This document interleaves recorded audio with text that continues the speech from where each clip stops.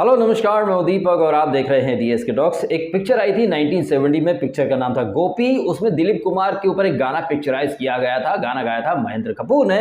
गाने के शब्द थे कि रामचंद्र कह गए सिया से ऐसा कलयुग आएगा, हंस चुनेगा दाना तुमका कौआ मोती खाएगा। कलयुग जो है वो अपने प्रचंड अवस्था की तरफ धीरे धीरे जाता जा रहा, जहाँ धर्म का सत्य का नाश होगा और अधर्म का झूठ का बोलबाला होता चला जाएगा। और उसी डायरेक्शन में एकदम थर्ड क्लास लुक के कैरेक्टरलेस लोग, जिनमें संस्कार का स भी नहीं है, उन्हें सुसंस्कारों की धरोहर बोल बोल के प्रमोट किया जा रहा। भैया कलयुग अपने प्रचंड पर आ चुका है। चाहे किसी चर्च का कोई फादर हो, चाहे किसी मदरसे का मस्जिद का कोई मौलवी हो, आए दिन हम इनके कर्म कांडों की अनगिनत कहानियां सुनते रहते हैं। किसी ने बकरी को बिल लिया, किसी ने बच्ची का कोई रेप कर लिया, किसी ने कुछ, किसी ने कुछ, किसी ने कुछ। ऐसे ये जो ब्रह्म कुमारी, जो कि आजकल क्या है कि सिद्धार्थ शुक्ला की जब से मृत्यु हुई ना, तब से ब्रह्म कुमारी मतलब बहुत ज्यादा न्यूज में रहने लग गए हैं। इस ब्रह्म कुमारी के जो फाउंडर थे दादा लेखराज कृपलानी, और इन्हीं के ब्रह्म कुमारी में एक थे वीरेंद्र देव करके।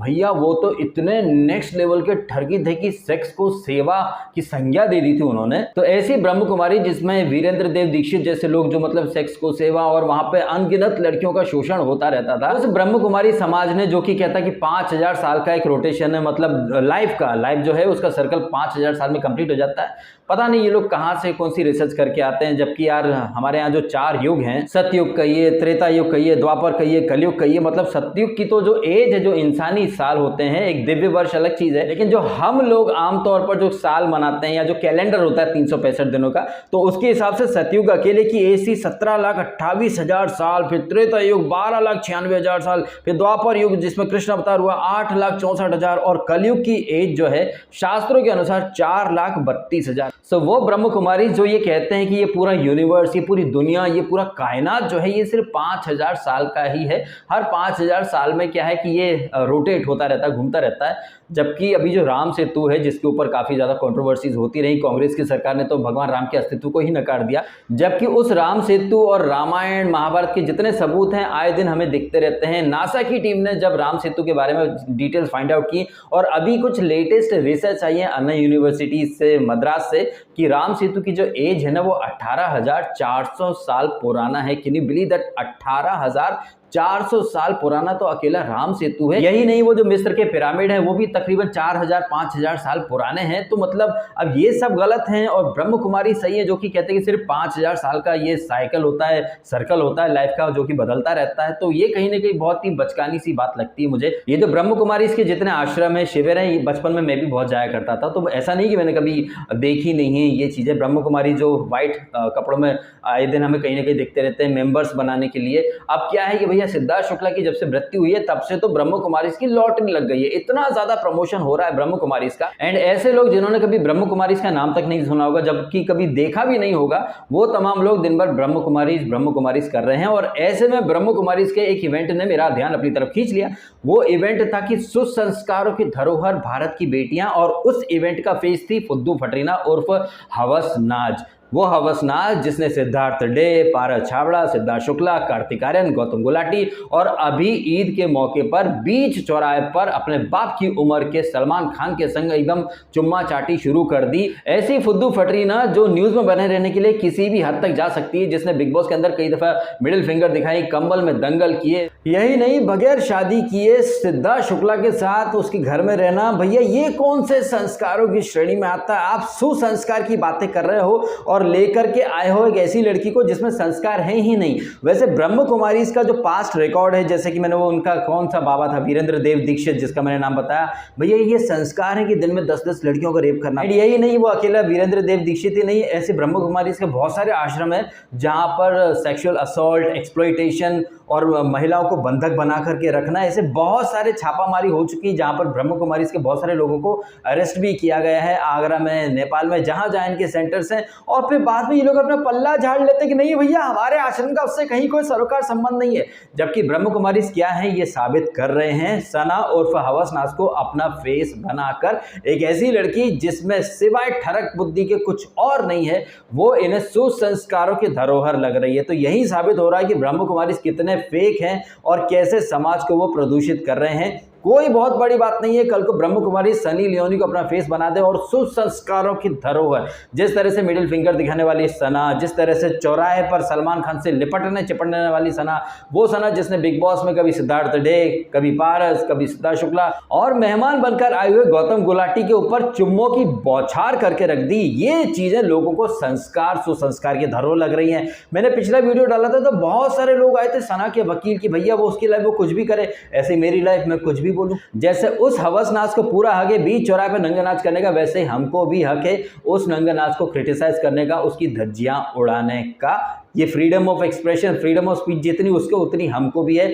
और ये ब्रह्म कुमारी जैसे जो लोग हैं ना, सिर्फ और सिर्फ सिद्धार्थ शुक्ला की मौत के बाद फायदा उठा रहे हैं। हर जगह सिद्धार्थ शुक्ला की मां को आगे खड़ा कर देते हैं, क्योंकि सिद्धार्थ शुक्ला की मृत्यु को इन लोगों ने एक बिजनेस के तौर पर इस्तेमाल किया है। और ऐसे सिद्धार्थ शुक्ला फैन जिनका कहीं कोई लेना देना ही नहीं था ब्रह्म कुमारी से, सडनली ब्रह्म कुमारी बीच में प्रकट हो जाते हैं, टपक पड़ते हैं और उनको बहुत, जैसे पारस छाबड़ा या ये फुद्दू फटरीना बहुत ज्यादा प्रमोट करते रहते हैं। जबकि क्या भैया, आजकल हिंदुस्तान में रिवाज बन चुका है थोड़ा सा एकदम पोलाइट अंदाज में, तो अपनी श्वास अंदर लीजिए, परम पिता परमेश्वर को सौंप दीजिए अपने आप को, मन को एकाग्र कीजिए।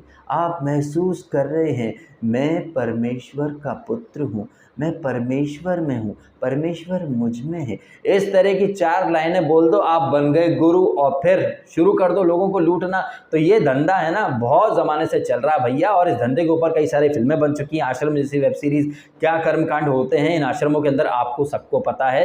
तो ये जो धर्म का जो धंधा है ना, ये एक्चुअली में गंदा है पर धंधा है। और इन सारी चीज़ों को देखकर भी जो ना देख पाए वो आंखों का अंधा है, क्योंकि ये जो अंधभक्ति अंधश्रद्धा का जो चश्मा लग गया ना लोगों की आंखों के ऊपर, इसी वजह से आए दिन हमें कहीं ना कहीं खबरें सुनने को मिलती रहती हैं। महिलाओं का शोषण हो गया, महिलाओं को बंधक बना के रख लिया, आशाराम का आश्रम हो या फिर राम रहीम का आश्रम हो या किसी मस्जिद से मदरसे से, आए दिन खबरें आती रहती हैं। औरतें तो छोड़ो, छोटी छोटी बच्चियों, अरे बकरियों तक को नहीं छोड़ा जाता है। पहले तो लोग खुद ही किसी भी अजनबी इंसान को अपना बाबा बना लेते हैं, उसके पीछे पीछे चल पड़ते हैं, फिर समर्पित कर देते हैं खुद को, और फिर बाद में बोलते थे हाय हाय ये हो गया वो हो गया। अरे अनपढ़ गवार तो छोड़ो, कई बाबाओं ने तो पढ़ी लिखी पुलिस वाली तक को नहीं छोड़ा भाई, उसको भी लपेट लिया। किसी समस्या के समाधान के नाम पर आओ हवेली पर और जाओ फिर वहाँ, पहले तो अपनी मन मर्जी से करवाते रहेंगे, फिर सडनली यहाँ पर तो कसूर और औरतें भी बहुत ज़्यादा हैं। सारी महिलाओं के लिए नहीं बोल रहा हूँ, लेकिन ज़्यादातर बाबा लोग जो होते हैं ना वो महिलाओं को ही टारगेट करते हैं, क्योंकि महिला सॉफ्ट टारगेट होती हैं। कभी पति के नाम पर, कभी बच्चों के नाम पर, कभी घर गृहस्थी में कलेश ना हो इसके नाम पर। 100 में से 90 से लेकर के 95% केसेस में ना महिलाओं को आराम से ये लोग अपने बातों में फंसा लेते हैं ये बाबा लोग, और फिर महिलाएं इनके जाल में फंस जाती हैं, बर्बाद होकर बैठ जाती हैं। तो ये ब्रह्म कुमारी हो, राम रहीम हो, या कोई मौलाना हो, या फिर कोई फादर हो चर्च का, इन सबको ये सब करने का कॉन्फिडेंस इसीलिए मिलता है क्योंकि महिलाएं आराम से इनकी बातों में आ जाती हैं। एंड अब इसी डायरेक्शन में इंडिया के यूथ को क्या है कि सेलिब्रिटीज बहुत जल्दी इन्फ्लुएंस कर देते हैं, तो सेलिब्रिटीज की बनी बनाई फैन फॉलोइंग को अपनी तरफ ये ब्रह्म कुमारी वाले खींचना चाहते हैं, और उसी दशा में सुसंस्कारों के धरोहर मिडिल फिंगर दिखाए, वो चौराहे पे लिपटा चिपटी करे, वो गौतम गुलाटी या कार्तिक पर चुम्मों की बौछार करे, वो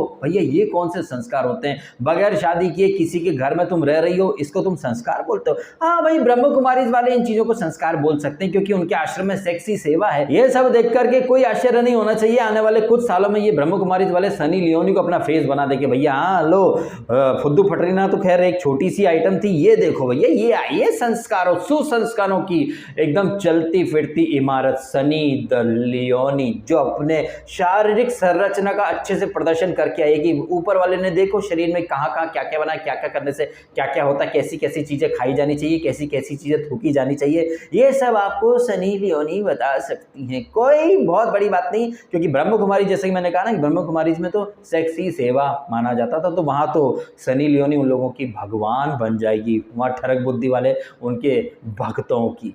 चलिए मैं करता हूँ इस नोट पर वीडियो खत्म। मुझे पता है कि बहुत सारे लोग मेरी बातों से आहत हुए होंगे, बहुत सारे लोगों को तकलीफ हुई होगी, लेकिन सच का तो यही काम होता है भैया कि सच जो होता है वो लोगों के गुर्दे छीन लेता है, क्योंकि लोग जो होते हैं वो सच को बर्दाश्त नहीं कर पाते हैं। अब आएंगे बहुत सारे लोग उस सुसंस्कारों की ब्रांड एम्बेसडर का यहाँ पर बचाव करने। कोई बहुत बड़ी बात नहीं है, आज वो तमाम लोग जो इस सना के चक्कर में ब्रह्म कुमारी को सपोर्ट कर रहे हैं, हो सकता है 1-2 साल बाद वही लोग खड़े हो जाएं, अरे एक्सप्लॉइटेशन हो गया, अरे ये हो गया, अरे वो हो गया। तो ये जो पाखंडी बाबा लोग हैं ना, इन लोगों ने नब्ज पकड़ लिया हिंदुस्तान की जनता की, कोई भी डर दिखा करके पब्लिक को ये लोग अपने झांसे में फंसा लेते हैं, उन्हें लूट लेते हैं। फिर वो कांड जब खुलते हैं तो फिर वो जैसे आसाराम के कांड खुल गए, आश्रम के अंदर क्या क्या होता था, क्या क्या नहीं होता था, ड्रग, सेक्स, धोखा, लव, सब तो मतलब भक्ति छोड़कर, भगवान का नाम लेना छोड़कर वहां पे सारे कांड होते हैं। एंड ब्रह्म कुमारी भी कोई एक्सेप्शन नहीं है भैया, ये भी उसी थाली का चट्टा बट्टा है, ब्रह्म कुमारी ग्रुप। अब आप मेरी बातों से कितने सहमत है, कितने सहमत नहीं है, कमेंट करके अवश्य बताइएगा। क्या है आपके रिएक्शन इन तमाम बातों के बारे में, कमेंट करके अवश्य बताइएगा। वीडियो अच्छा लगा तो लाइक जरूर कीजिएगा एंड